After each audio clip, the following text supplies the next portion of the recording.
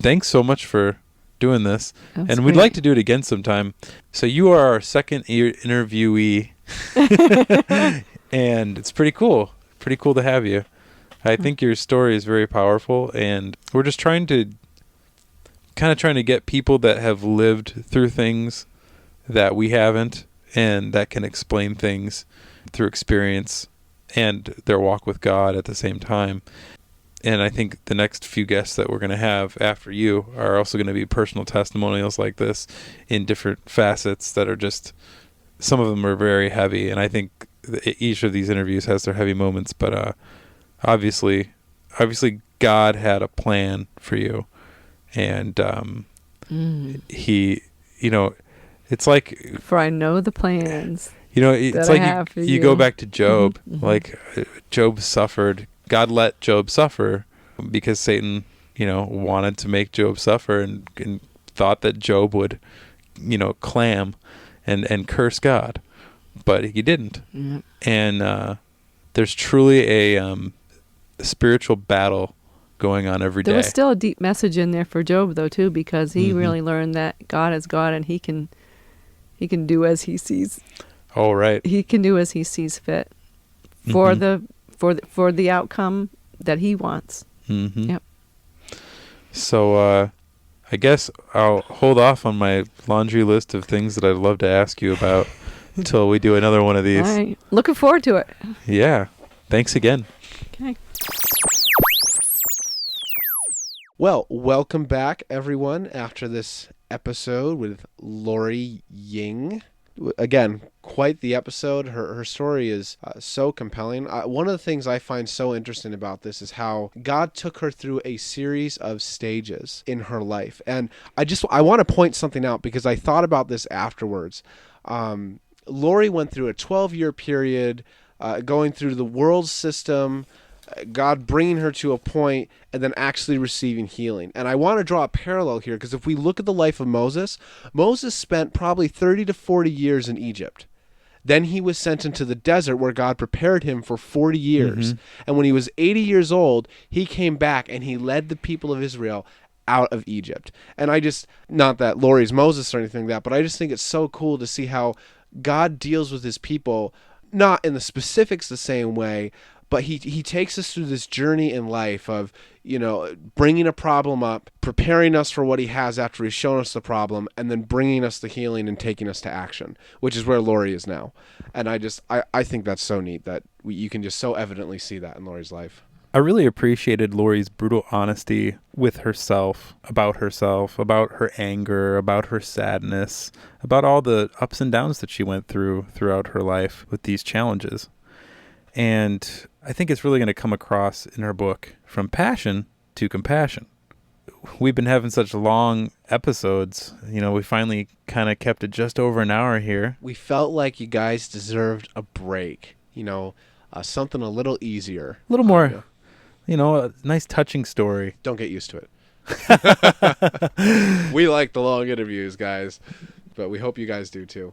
Coming up here, we have a really interesting interview with somebody else who is going to remain nameless. Yes. And we also have another interview that we're working on with somebody else who's going to remain nameless. Yes, we like the anonymous, and possibly a third. Yes, possibly a third, but we shouldn't even talk about that right now. We don't know. We're getting ahead of ourselves. Yeah. On the back burner here, we have some other ones we're working on that won't be anonymous. We are hoping to get a couple of guys like Doug Hamp, Rob Skiba on here. The interview we want to do with Rob, we'll give you a little sneak peek here. We want to do Nimrod 101 with him. So, which, if any of you guys know Rob Skiba, that's going to be good. And if you don't, go check him out. Funny enough, Lori brought some sort of prophetic chart. Oh, I forget the name. It was a magazine, and she had her I have it. Her church taught through the end times, and it talks about Nimrod and Babylon and the rising of the Antichrist and Zion's hope. I don't want to get into that too much because I could talk for hours, basically parroting Rob at this point. Actually, I just became this day the proud new owner of Babylon Rising and The First Shall Be Last by Rob Skiba. So I will be studying a bunch on this material for this interview with Rob to ask some hopefully really pointed questions. But I digress. Rob's got some solid material. We really enjoy his films, but that's for another time. Yes. So we just want to say thanks to Lori for putting herself out here and spending time to just go through what God has led her through. And it's such a redemptive story. It's such an uplifting message, I think. And, if you're suffering right now and you're hurting and you don't know why, and you may want to start looking at what you're putting in your body. You really should. I mean, there's enough to talk about just all around us with the chemtrails, the pollution, the radiation. Yeah. There's so many things, but the stuff that we can consciously take out of our bodies that shouldn't be there, that God didn't intend to be there, would be a great place for us all to start. And I hope you enjoyed this interview with her. Right. And I do want to say sometimes God does allow sickness and pain into our lives to teach us and to grow us. And Lori even said, God used this to draw her to himself. And sometimes you can eat healthy, you can live, you can do everything right, and you're still going to be sick. And that's not necessarily because you're sinful. There may be a sin issue, but sometimes it's just a trial, and God is refining you and your faith. So just don't want anyone to go away with the impression of, you're only sick because you're not eating right, and then think, oh, well, I'm doing everything right, and God is still torturing me. God's not torturing you. He's trying to refine you, or he's trying to get your attention. Either way, you should listen. I've been at times in my life where I've asked the question, man, do I really know Christ? And God's taken me through some of my own health issues, and I am telling you, if it wasn't for him, my faith is real, and it is genuine because of some of the things that I know that because of some of the things that God has brought me through. And that's nothing of myself, nothing prideful there. That's God doing his work. But it is, while difficult to go through in the moment, it's very reassuring when you can look back at those times and say, you know what, God was faithful.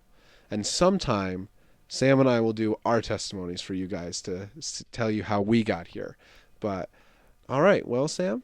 Yeah, I think that about sums it up. I mean, if you're going through some struggles, don't give up. Amen.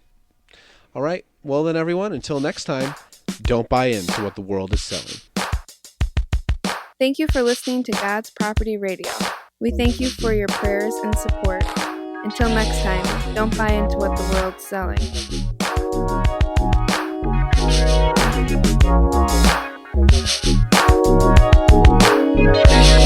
Thank you.